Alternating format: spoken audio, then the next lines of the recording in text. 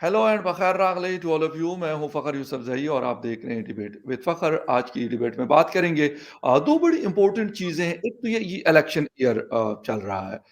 Mostly जो most of the countries जो हैं इन द वर्ल्ड वहाँ पर पाकिस्तान में हो चुके हैं, कुछ में हमसे पहले हुए हैं। हिंदुस्तान में इस साल होने जा रहे हैं अप्रैल में। लेकिन मुझे एक चीज़ समझनी है और वो ये है कि इलेक्शंस हर जगह होते हैं, लेकिन ये जो अबड़-तबड़ और इस तरह की चीज़ें होती हैं, ये पाकिस्तान में क्यों होती हैं? एक प्रॉपर डेमोक्रेसी, एक प्रॉपर गवर्नमेंट क्यों नहीं बन सकी? प्राइम मिनिस्टर टाइम क्यों नहीं पूरा करते? क्या फ़र्क है इन चीज़ों के इसमें? इस पे बात करेंगे और इसके साथ-साथ प्राइम मिनिस्टर मोदी ने विज़िट किया है यूएई का और अभी कतर का। अ, उन्होंने कहा कि यूएई इंडिया का पार्टनर है प्रोग्रेस में।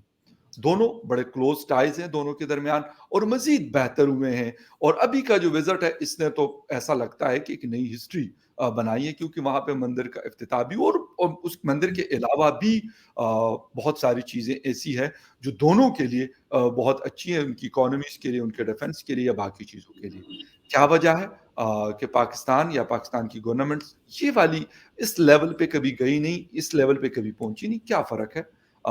इस पे आज बात करेंगे और बात करने के लिए हमें जॉइन कर रही हैं एनालिस्ट भी हैं, लॉयर हैं एंड पॉलिटिक्स में भी पार्टिसिपेट करती हैं। नाज़िया इलाही खान जॉइन कर रही हैं। Nazia, thank you very much for joining my show. नमस्कार, हर हर महादेव, जय जय श्री राम, वंदे मातरम, भारत माता की जय। Thank you so much Fakhar भाई मुझे बहुत शुक्रिया इनवाइट आपका करने के लिए। Nazia, once again thank you very much.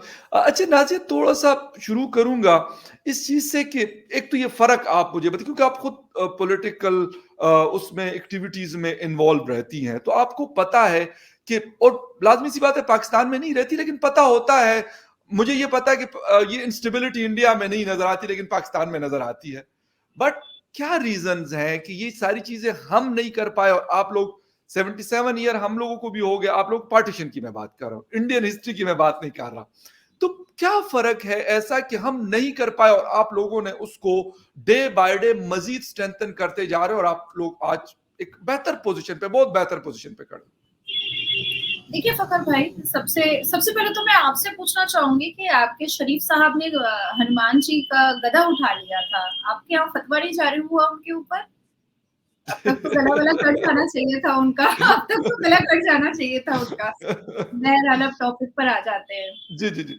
1971 में आपके आपके ही अंग से हाँ, बांग्लादेश निकला। एब्सोल्युटली। आज बांग्लादेश की तारीफ यूएई अरब भी कर रहा है, क्योंकि वहाँ के लोग भी बिल्कुल। जो है ना आतंकी दिमाग के नहीं है। या और बांग्लादेश तरक्की कर रहा है, बहुत तरक्की बहुत कर रहा ज्यादा, है। बहुत। आप सोच भी नहीं पाएँगे, कल्पना भी नहीं कर पाएँगे कि बांग्लादेश ने आपसे कितनी ज़्यादा तरक्की कर ली और कभी भी जो हालात आपके हैं, वो हालात उन्होंने कभी नहीं देखा 71 से, कभी नहीं देखा। या बिल्कुल अब सही। सोचें आप कि आपके यहाँ आर्मीज़ को ही देश सँभालना पड़ता है।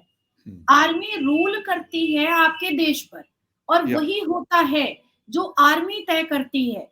कौन कौन पॉलिटिशियन जो है जेल जाएगा ये आर्मी तय करेगी। हम्म, कौन कौन इलेक्शन में लड़ सकता है, फाइट कर सकता है, ये आर्मी तय करती है पाकिस्तान में। हम्म, आर्मी के ऊपर ही देश को टिके रहना होगा पाकिस्तान को।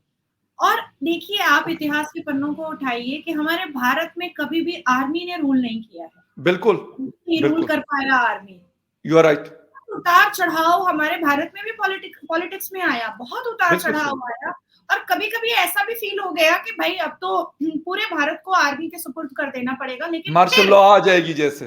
हाँ, लेकिन फिर कुछ ना कुछ ऐसे पॉलिटिशियन आकर के खड़े हो जाते हैं या ऐसे व्हिसल ब्लोअर आकर खड़े हो जाते हैं या ऐसे देश के भक्त आकर के खड़े हो जाते हैं, जिसकी हम्म, वजह से आर्मी को रूल करने की ज़रूरत कभी नहीं पड़ी, कभी भी नहीं पड़ी। राइट। अब आती है बात कि हमारे यहाँ जनता अपना नेता तय करती है।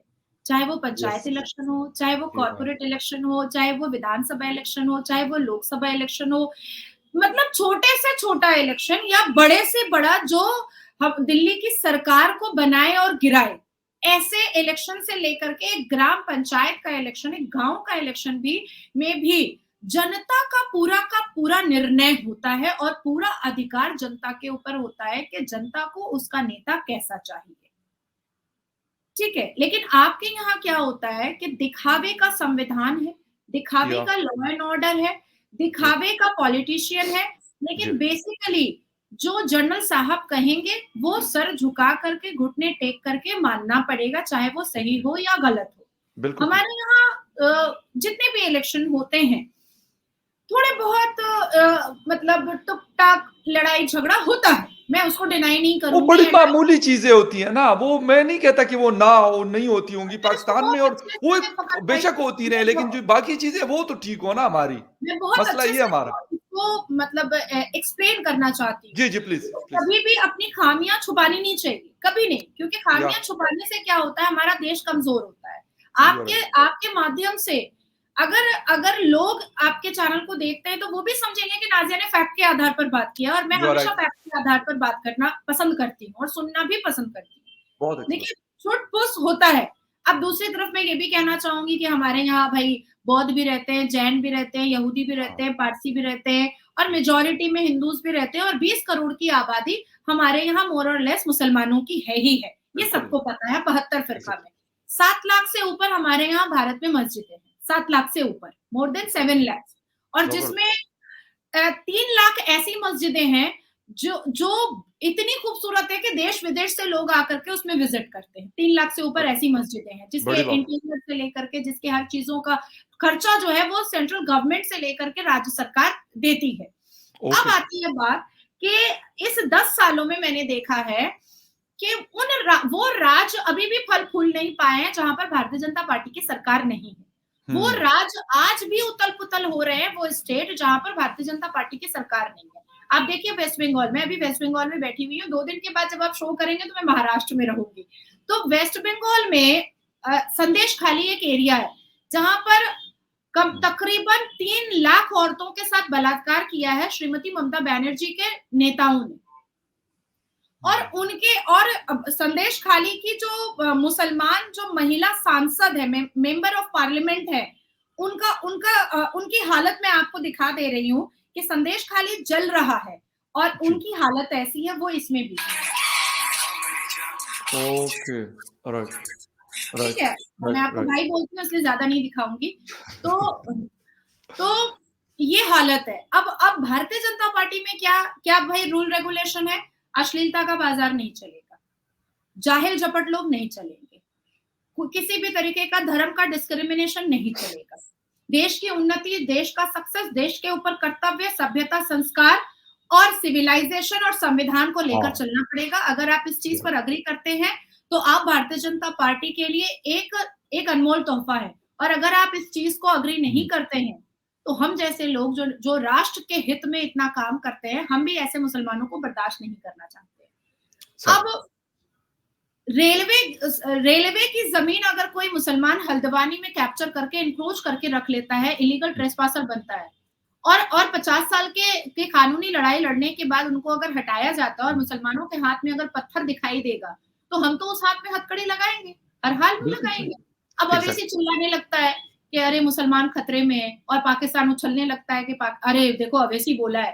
अरे अवैसी बोला है, अवैसी ने कितने मुसलमानों का भला किया है, ये भी तो समझो। जी, अवैसी कोई देश का नेता नहीं है हमारे भारत में। हमारे भारत का देश का नेता नहीं है, वो एक मामूली से क्षेत्र, एक मामूली सी कॉन्स्टिट्यूएंसी हैदराबाद का नेता है। उस हैदराबाद की विज़िट में मैंने उसी के कॉन्स्टिट्यूएंसी में खड़े होकर के निकाह मस्यार के बारे में बोला कि निकाह मस्यार के नाम पर जो ट्रैवल निकाह हुआ करता होता है, 15-15 साल की बच्चियों से शेख शादी कर के निकाह मुत्ता के नाम पर उनको बेआबरू हाँ, करता है।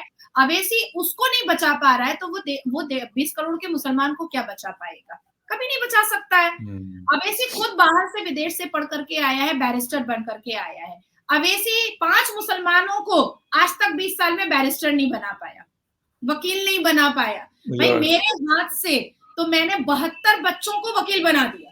72 ज़बरदस्त, बच्चों को मैंने वकील बना दिया। तो गुड, भाई अगर आप शिक्षित हैं, तो हम तो शिक्षा के बारे में बात करेंगे ना। हाँ, तो मुझे ऐसा लगता है कि हमारे मोदी जी का जो एक स्लोगन है, ये सबका विकास, सबका प्रयास और सबका विश्वास। ये स्लोगन बहुत महत्वपूर्ण है, बहुत इम्पोर्टेंट है, बहुत वैल्यूएबल है, और इस हुँ, पर हमारे भारत देश के लोग जो भारी मेजॉरिटी है, मुझे लगता है 90% लोग इस बात पर अग्री करते हैं भारत में, और जो 10% है वो अभी भी वही हाय हल्ला मचाने के चक्कर में लगे रहते हैं, जिनको हम लोग कानूनी दावपेच से, कानूनी बैरिकेड से हम उनको चुप ओके। कराने की कोशिश करते हैं। पर आपके पाकिस्तान का सबसे बड़ी कमजोरी फकर भाई ये है कि कानून बस पन्नों पे लिख दिया गया है, उसका इम्प्लीमेंटेशन आपके हुँ, यहाँ बिल्कुल नहीं है। सही। दूसरी चीज है कि एक ईगो प्रॉब्लम है आपके यहाँ, ओके। माने या ना माने, एक जी, ईगो जी। प्रॉब्लम। राइट। जो मुसलमान मर्द है वो सोचता है औरत सामने खड़े होकर के बोल नहीं सकती है, उसकी औकात ही नहीं। हुँ। जो जो भी मुसलमान है वो सोचता है हम मुसलमान हैं, हमारे साथ अल्लाह है। अरे हम एक कुतिया के पेट से पैदा होंगे तो हम कुत्ता होंगे या कुतिया होंगे, हम एक मुसलमान के बिल्कुल, पेट से पैदा हुए हैं, हम मुसलमान होंगे ही। लेकिन सही है। मुसलमान होने के बाद हमने क्या अचीव किया? मुसलमान होने के बाद हमने अपने कर्तव्य का क्या पालन किया? ये भी तो बिल्कुल, जानना ज़रूरी है, ये भी तो ज़रूर। समझना ज़रूरी है। पर मुसलमानों की जो ज़ुबान है वो सिर्फ लंबी है, इसके अलावा ना ही कोई क्रिएटिव माइंड है, ना ही हुँ। कोई एक्टिविटीज़ है, ना ही कोई शिक्षा है। और शिक्षा के बारे में बात करो या क्रिएटिव के बारे में बात करो या साइंस के बारे में बात करो, तो वो सीधा यही कहते हैं कि भाई साइंस वाइंस कुछ नहीं है, जो है हमारा कुरान है। ठीक है, आपका कुरान है, बहुत अच्छी बात है। अपने अपने धर्म को रिस्पेक्ट देना, ये अच्छी बहुत बात है। खूबसूरत बात है। लेकिन उसी कुरान ने 800 बार आपको एजुकेशन के बारे में उसी अल कुरान ने बोला है, 800 बार। तो अगर आपने अल कुरान वाकई में सही से पढ़ा है, तो फिर आपको हुँ। तो वो समझाने की जरूरत ही नहीं है मुझे। उसी अल कुरान ने बताया है कि बीबी खदीजा रजी अल्लाह ताला अन्हो जो है वो बिजनेस टाइकून थी, बिजनेस वुमेन थी। हज़रत आयशा थी, बाकायदा उसमें हजरत और सफिया इल्म को के बारे में बार-बार कहा गया कि हासिल करो। तो हजरत इसलिए सफिया कहा को गया कि आप जंग दुनिया के के साथ दौरान आपने चलना है तो आपको चाहिए ना नॉलेज चाहिए, एजुकेशन वो इल्म ये तो नहीं है कि सिर्फ़ आप जो है रिलीजियस चीज़ें करेंगे तो बाकी चीज़ें आप साइड पे रख दें, दुनियावी हाँ, फिर देखिए जहाज़ आपको चाहिए, आपको पेट्रोल चाहिए, आपको कार चाहिए, एयर कंडीशनिंग एग्जैक्टली चाहिए, हीटिंग चाहिए, फ़ोन चाहिए। अभी मैं और आप बात कर रही है, इंटरनेट भी तो हमारा बनाया हुआ सही है। नहीं है ना अनफॉर्चुनेटली। तो हज़रत सफिया जो है वो जंग के मैदान में तलवार लेकर उठ गई थी। तो या कौन-सा राइट। मुसलमान है जो कहते हैं कि औरतें मर्दों के सामने बात नहीं कर सकती, हिजाब पहन करके घर में बैठेंगी, कौन-सा हुँ, मुसलमान है? इसका मतलब है कि हुँ। आप कुरान में नहीं मान रहे। अच्छा जो देखिए आपके यहाँ कितनी मंदिरें थी? 427 1947 की मैं बात बता रही हूँ। जी, जी, जी। 427 मंदिरें थी, आज या बची हुई 22 है। ठीक है। वही कुरान कहता है लकुम दीनकुम वलिय दीन, आप अपने धर्म की इज़्ज़त करो, दूसरों को उसके धर्म की इज़्ज़त करने दो। सबसे ज़्यादा इम्पोर्टेंस बताई गई है। तो फिर यस, आपके यहाँ मंदिरें क्यों फोड़ दी गई? एग्री। अरे मंदिर तो मंदिर, आप सिर्फ मंदिर, आपके यहाँ मंदिरें नहीं तोड़ी फोड़ी जाती हैं, चर्च नहीं तोड़े फोड़े जाते हैं। आपके यहाँ अहमदियों और वहाबियों की मस्जिदें तोड़ी फोड़ी जाती हैं।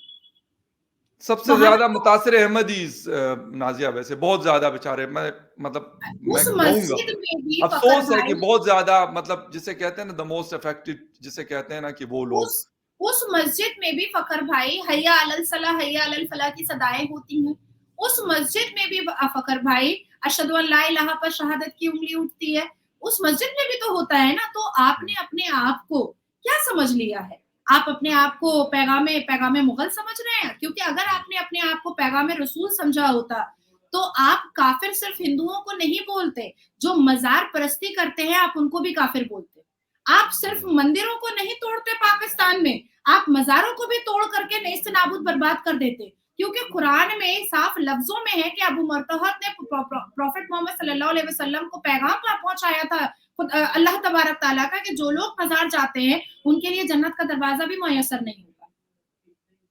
तो काफिर काफिर आप भाई पाकिस्तान काफिर काफिर। मैं रिएक्शंस देखती हूँ, एक एक क्लिप्स जब सामने आ जाती है, काफिरों के साथ हम बैठ नहीं सकते। अरे तो मजार मजार पे जो जा रहे हैं वो भी तो काफिर है, उनका गला काट दो ना, गुस्ताखे रसूल की सजा उनके साथ भी कर दो ना।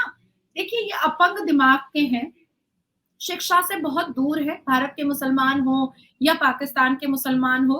इम्प्रूवमेंट डेवलपमेंट वजह सबसे क्या है नाज़िया? जरूरी। नहीं, ये वजह क्या है? मतलब 20 हम हमारे यहाँ कहा जाता है कि जितने मुसलमान पाकिस्तान में यानी 24-25 करोड़ की पॉपुलेशन टोटल रहती है पाकिस्तान में, तो उस या उससे ज़्यादा कहते हैं कि हिंदुस्तान में रहते हैं। लेकिन बैकवर्ड रहने की एजुकेशन से हम क्यों मतलब घबराते हैं या दूर भागते हैं? ये पॉइंट मुझे नहीं समझ आया कि ये सबको पता है, आपको भी पता है बेशक हम अब मैं ये नहीं कहता कि हम कोई बहुत मॉडर्न है या कोई इस तरह की नहीं, लेकिन एजुकेशन की इंपॉर्टेंस, मेरी मदर नहीं पढ़ी हुई थी, शी वाज फ्रॉम जिसे कहते हैं कि ट्राइब, फ्रॉम द ममन ट्राइब, लेकिन उन्होंने सख्ती करती थी कि एजुकेशन बेटा सबसे पहले, स्कूल, कॉलेज, यूनिवर्सिटी। अब मतलब मेरी सिस्टर्स पढ़ी हैं, ऐसा नहीं है कि नहीं पढ़ी, मतलब मास्टर्स किया हुआ उन्होंने यूनिवर्सिटी से, और सख्ती करती, मेरे ग्रैंडफादर करते थे। जब हम उनके साथ बैठते थे तो यकीन करें नाजिया कि उन्होंने कभी हमसे कुछ नहीं पूछा। मैं इस्लामाबाद से जाता था गाँव तो मुझसे कहते थे बेटा अपनी एजुकेशन का मुझे बताओ, मुझे और कुछ तुमसे नहीं पूछना। मतलब मैं ये हैरान होता हूँ कि क्यों हम फिर इतना वो करते हैं, कतराते हैं, घबराते हैं, ये मुझे समझ नहीं आती। बेशक इंडिया की हो या पाकिस्तान की हो। देखिए, भारत में तो भारी मेजॉरिटी जो है, मेजॉरिटी में तो सनातनी है, और जिसकी जी, वजह से हमारे भारत का जो एजुकेशन सिस्टम है वो बहुत खूबसूरत है। और जो डेटा है वो आप गूगल में अभी भी सर्च कर लीजिए, तो 78.8%, मतलब 79% हमारे भारत में शिक्षित लोग हैं। सही। लेकिन ऑन द अदर हैंड जब आप गूगल में सर्च कीजिएगा तो भारत में एक सच्चर कमीशन की रिपोर्ट आई थी जी, 2006 में, और 2023 के दिसंबर में भी आई थी, जिसमें ये साफ तरीके से रिपोर्ट में लिखा हुआ है कि भारत के मुसलमान शिक्षा में दलित से भी पीछे हैं, दलित से भी पीछे हैं।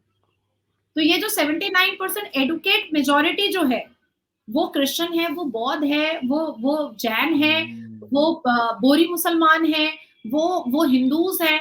इनकी वजह से हमारा भारत सक्सेसफुल है। इनकी वजह से हमारा भारत आज पूरी दुनिया पे अपना डंका पीट रहा है। या इनकी वजह से।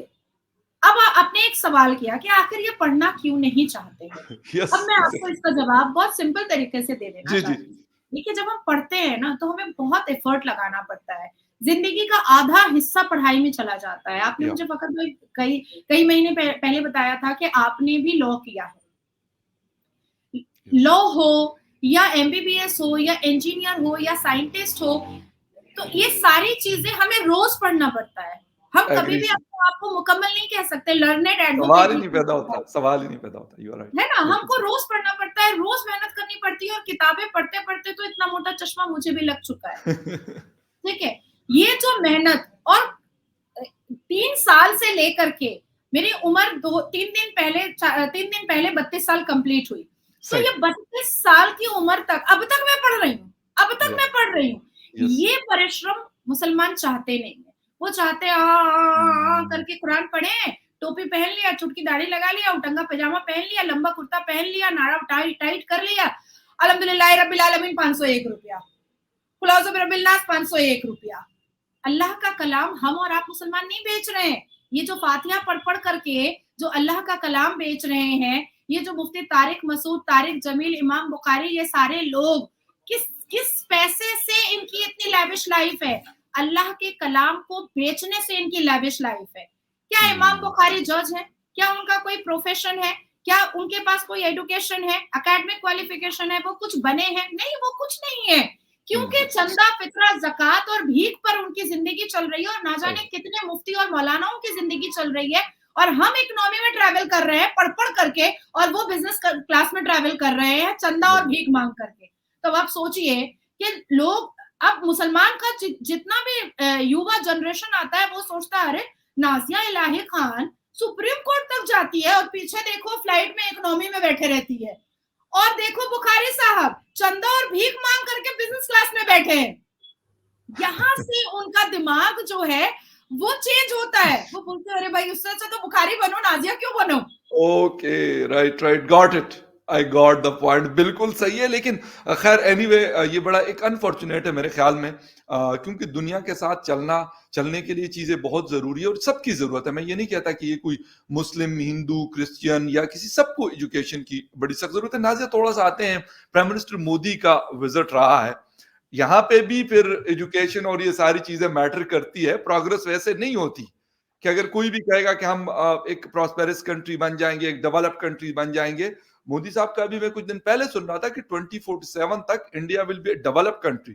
तो मैंने कहा हो सकता है, मोदी साहब तो खैर प्राइम मिनिस्टर है, लाज़मी-सी बात है, वो बेहतर वही जानते हैं। मैं दूर बैठा हुआ शख्स हूँ, लेकिन मैंने कहा कि जिस स्पीड से जा रहे हैं, तो हो सकता है कि 2047 तक वेट ना करना पड़े। लेकिन मैंने साथ ये भी कहा, क्योंकि वो प्राइम मिनिस्टर है, तो वो ज़्यादा बेहतर बता रहे होंगे, मैं दूर बैठा हुआ शख्स हूँ, तो हो सकता है मैं गलत हूँ। लेकिन खैर एनीवे, उन्होंने कहा कि जो प्रोग्रेस है इंडिया का, इसमें यूएई पार्टनर है हमारा। क्या कहेंगे कि यूएई में जिस तरीके का प्रोटोकॉल हमेशा से उनको मिलता है, जब से भी हो गए 8 विजिट्स वो कर चुके हैं, और अभी इस साल में 3, मतलब लास्ट 1 साल में 3 विजिट्स हैं उनके यूएई के। क्या कहेंगे कि मतलब जिसे कहते हैं, ऐसा लगता है कि बड़े कहते हैं ना, बचपन के यार होते हैं, दोस्त यार होते हैं, या क्लास फेलोज होते हैं बचपन में जब खेले होते हैं, तो यकीन करें वो वाली चीज नजर आती है शेख जैद साहब में और नरेंद्र मोदी साहब में। क्या देखती हैं आप खुद बीजेपी को वो करती हैं, पॉलिटिक्स में हैं और एनालिसिस भी करती हैं। देखिए, दो कट्टर लोग जब आपस में मिलते हैं ना, तो यारी बहुत जबरदस्त बनती है, जबरदस्त। जबरदस्त बन जाती है। और कल जब हमने मैं तो काफी नेशनल न्यूज पे भी थी, तो कल जब हमने अपनी आंखों से देखा कि सभ्यता, संस्कार और तहजीब व तमद्दन, जब दो चीजें आपस में मिली हैं, तो एक खूबसूरत माहौल बन करके सामने आया है। दो देश के लोग, मोहम्मद बिन जायद, खुर्शीद साहब, अमित शाह जी और मोदी जी, ये 4 लोग अपने अपने देश को खूबसूरत बनाना चाहते हैं, अपने अपने देश को तरक्की याफ्ता बनाना चाहते हैं, अपने अपने देश में अपने अपने देश के कानून को और भी सख्त करना चाहते हैं। मैं मोदी जी के लिए और अमित शाह जी के लिए कहूंगी, कट्टर हिंदू हैं। आप लोग भी कहते रहते हैं कट्टर हिंदू हैं, और ना ही अपने हिंदुत्व से कॉम्प्रोमाइज करने वाले हैं और ना ही भारत के संविधान से। हिंदुत्व से इसलिए कॉम्प्रोमाइज नहीं करेंगे क्योंकि हिंदू माँ के कोख से जन्म लिए हैं और भारत को हम लोग अपनी माता मानते हैं। और संविधान से इसलिए कॉम्प्रोमाइज नहीं करेंगे क्योंकि 26 नवंबर 1949 में ही हम सब ने संविधान के ऊपर अपने आप को समर्पित कर दिया था। अब आती हूं मैं मोहम्मद बिन जायद पर और खुर्शीद साहब पर। अपने मुसलमान होने से वो कभी कॉम्प्रोमाइज नहीं करते हैं और अपने इस्लाम से भी वो कभी कॉम्प्रोमाइज नहीं करते हैं। आप यूएई में, अरब में जाकर के आप चोरी कीजिए, आपके हाथ काट दिए जाएंगे। आप किसी का मर्डर कीजिए, आपके गले काट दिए जाएंगे। आप किसी का बलात्कार कीजिए, आपको नामर्द बना दिया जाएगा। आप किसी महिला को गलत नजर से देखिए, आपकी आंखें निकाल दी जाएंगी। तो दो कट्टर लोग आपस में मिले हैं, तो जाहिर सी बात है कि दोस्ती होनी ही है। और दोनों का विजन सक्सेस की तरफ है, दोनों का फोकस अपने देश की तरक्की और अपने देशवासियों की तरक्की पर है। जब देश तरक्की करता है तो देशवासी तरक्की करते हैं। आज हमारे भारत में जितनी आपके यहाँ पॉपुलेशन नहीं है, उससे ज्यादा 80 करोड़ के घर में हमारे केंद्र सरकार की तरफ से राशन जाता है। बिल्कुल सही कह रहे हैं। 3 करोड़ महिलाओं को लखपति दीदी बनाया गया है। महिलाओं को सबसे ऊंचा मुकाम भारत में दिया गया है। और कल देखिए, कल जब मोहम्मद बिन जायद के साथ हमारे भारत के प्रधानमंत्री जब यूपीआई के बायलैटरल रिलेशन को लेकर के दस्तावेज इधर उधर हो रहे थे, तो वो दस्तावेज पकड़ने से लेकर के साइन कराने वाली तक महिलाएं थी। यस, सही बोल रही हूँ मैं? बिल्कुल सही। अब आती है बात पाकिस्तान पे। पाकिस्तान पैगामे रसूल को फॉलो नहीं कर रहा है, पैगामे मुगल को फॉलो कर रहा है। सही। यूएई, अरब, अब ईरान, तुर्किस्तान, ये क्यों, अफगानिस्तान, ये अभी 4 साल पहले अफगानिस्तान का क्या हाल था, लोग मीम बनाते थे अफगानिस्तान पर। You are right sir. और अब अफगानिस्तान को देखिए कि आप लोगों को देख करके रोना आ जाएगा कि भाई हमारे हाथ में तो कटोरा ही रह गया, वो तो भाई साइंस में आगे बढ़ गए। क्योंकि वो लोग पैगामे रसूल को फॉलो कर रहे हैं। आप मंदिरें तोड़ दो, पाकिस्तान क्या कर रहा है, मंदिरें तोड़ दो, हिंदू धर्म को खत्म कर दो, 21% माइनॉरिटी को 1% कर दो, 428 मंदिरों से 21 मंदिरें कर दो, और उन मंदिरों पे फिर कॉफी शॉप बनाओ, उन मंदिरों पे फिर मदरसा बनाओ, उसके बाद फिर 5-5 साल की बच्चियों का तुम निकाह मुत्ता कराओ, हिंदुओं का कन्वर्शन कराओ, यहूदियों के कब्रिस्तान में बच्चों के खेलने का पार्क बनाओ। आप किसी के सेंटिमेंट को हर्ट करके, किसी के रिलीजन को हर्ट करके आप बिल्कुल कर नहीं सकते हैं। बिल्कुल सही कह रहे हैं। नहीं हासिल कर सकते हैं। Yes yes. तो मुझे ऐसा लगता है, लेकिन बिल्कुल आपकी, मुझे एक सेकंड जी प्लीज। मुझे ऐसा लगता है कि पैगामे इब्राहिमा और पैगामे मुगल बनने से अच्छा होगा कि अरब की तरह मुसलमानों को भारत से लेकर के पाकिस्तान तक पैगाम रसूल बन जाना चाहिए। एक चीज मैं राइट। और ऐड करना चाहूंगी जी, जी। फखर भाई, जी, जी। हम अपने प्रॉफिट मोहम्मद सल्लल्लाहु अलैहि वसल्लम को आमीन और सादिक पुकारते हैं। आमीन जी, का मतलब अमन पसंद और सादिक का मतलब अमानत में खयानत नहीं करने वाला। एग्री। तो ये सब कुछ कहाँ चला गया है? आज आज पाकिस्तान के मुसलमान यस, क्यों खो बैठे हैं यस, और भारत के यस, मुसलमान यस, क्यों खो यस। बैठे हैं? एग्री। सही कहा, बड़ा जबरदस्त वैलिड पॉइंट आपने रेज किया है कि हम बातें तो जरूर करते हैं लेकिन प्रैक्टिकली जब ये चीज आती है तो हम उसको फॉलो नहीं करते। और मतलब इसका ताल्लुक मैं कहता हूं कि शायद इस्लाम से या किसी और रिलीजन से नहीं है, ऑनेस्टी और इस तरह की चीजें, यानी दूसरे की के राइट्स को वायलेट नहीं करना। ये मेरा नहीं ख्याल कि कोई भी रिलीजन कहता हो कि नहीं नहीं आप नाजिया के जो राइट्स हैं आप उसको वायलेट करें, या फखर यूसुफजई को हक हासिल है क्योंकि ये मुस्लिम है या ये हिंदू है या ये क्रिश्चियन है या ये जीव है। नहीं, किसी को हक नहीं है। ये सब रिलीजन का मेरे ख्याल में ये चीज सब में कॉमन है कि वो कहते हैं कि दूसरे एक दूसरे की रिस्पेक्ट, एक दूसरे की मजहब की। नाजिया, एक चीज मतलब मोदी साहब के हवाले से पूछना चाह रहा हूं कि उन्होंने मिडिल ईस्ट के साथ जो एक एक लेवल पे जिस पे गए हैं, कहते हैं कि एक नई हिस्ट्री बनी है। मैं गल्फ न्यूज को पढ़ रहा था आज सुबह, तो वहां पे उनका जो हेडलाइन थी तो उन्होंने कहा it's new history making by the prime minister of India Narendra Modi साहब। क्या कहेंगी कि पहले शायद किसी ने सोचा भी नहीं होगा कि यूएई के साथ, सऊदी अरेबिया के साथ, कतर के साथ या मिडिल ईस्ट पूरे के साथ, मैं कह दूं तो मतलब गलत नहीं होगा, ईरान भी किसी हद तक उसमें शामिल है, उनके साथ इस लेवल का रिलेशन होगा इंडिया का कि मतलब वो कहते एमबीएस साहब कहते हैं बड़ा भाई है मेरा, और शेख जैद साहब कहते हैं माई ब्रदर, मोदी साहब भी उसको माई ब्रदर कहते हैं। मतलब मुझे खुशी इस बात की होती है कि एक आपने कहा ना कि एक कट्टर मुस्लिम और एक कट्टर हिंदू है, लेकिन दोनों एक दूसरे को भाई कहते हैं। और ये सिर्फ कहते नहीं है, वो हमें नजर आ रहा होता है, करके प्रैक्टिकली दिखाया। नजर आ रहा होता है। देखिए, मैं इसको बहुत खूबसूरती से आपको बता देना चाहती जी, जी। हूँ। मैं पश्चिम बंगाल के एक मदरसे को विजिट करने के लिए गई थी। वहाँ पे जी। Price distribution okay. था। जी, जी। तो अब क्योंकि मैं कुरान भी बहुत अच्छे से पढ़ी हूँ, तो काफ़ी सारे सवाल मैंने बच्चों से करने स्टार्ट किए, पर वो जवाब नहीं दे पाए। तो जब वो जवाब नहीं दे पाए, तो जब मैं बाहर निकली, तो मुझसे मीडिया ने पूछा कि कैसा रहा आपका? मैंने कहा बच्चे तो जवाब ही नहीं दे पा रहे, तो फिर ये प्राइज़ किस चीज़ का? तो मुझे ओ, वहाँ पर एक मौलवी साहब ने कहा कि असल में आप मोदी जी को सपोर्ट करती हैं ना, इसीलिए आपको मदरसे के बच्चे अच्छे नहीं लगे। और याद रखिए, वो उन्हीं मौलवी साहब ने मुझे कहा कि याद रखिए कि जिस दिन राम मंदिर बनेगा, उस दिन सऊदी अरबिया तेल नहीं देगा। अच्छा। ठीक है। ओ, उसके बाद फिर ये बातें मैंने नेशनल न्यूज़ पे सुना 2017, 2018, 2019, 2020, 2021, 2022, 2023 ये बातें हमेशा मेरा झगड़ा होता रहता था और लोग बोलते रहते थे। जी, तब जा करके मैंने पूरे डेटाज़ निकाले, मैंने कहा भैया 22 जनवरी को राम मंदिर बन गया। बड़ी बिल्कुल। भव्य, खूबसूरत प्राण प्रतिष्ठा भी हो गई। पर जो सिविलियन अवार्ड्स जो मोदी जी को मिले थे, वो तो रिटर्न नहीं लिया। मुसलमान देशों से यूएई लेकर और सऊदी अरेबिया दोनों ने दिए हैं। हाँ, तो दोनों ने। उन्होंने तो वो रिटर्न नहीं लिया। और जिस तेल की बात मुसलमान कर रहे थे कि राम मंदिर बनेगा तो सऊदी अरबिया तेल नहीं देगा। अब तो भाई तेल का जो पाइप है, वो समुद्र के नीचे से निकाल दिया गया है कि यहाँ वहां से पानी आएगा, भारत से यहाँ से तेल जाएगा। और दोस्ती तो अब रिश्तेदारी में जैसे लग रहा है कि बदल गई। रिश्तेदारी में बदल गई। यस, सही ऐसा कहा। ऐसा ऐसा मालूम होता है कि दोनों एक्वेंटेंस नहीं है, दोनों फैमिली हैं। या या यस। तो दोस्त के मुंह में चंदन और दुश्मनों के मुंह में कालिक लग गया। देखिए, हमारे कर्तव्य, हमारा विजन हमें गालियां भी सुनाता है और हमें तालियां भी दिलाता है। यस, और यस। मोदी जी ने जिस हिसाब से भारत के पुत्र होने के नाते अपने कर्तव्यों का पालन किया है, वो वाकई में एक मिसाल बना दिया है। क्योंकि 10 साल पहले जब हम पीछे उठ करके जाते हैं, तो हमारी हम्म। जीडीपी 4% भी बोली जाती थी। बहुत सारे इंटेलेक्चुअल न्यूज़ पे बैठ के बोलते थे कि भारत की जीडीपी अगर 4% भी पहुंच जाए ना, तो हम सोचेंगे कि कुछ हुआ।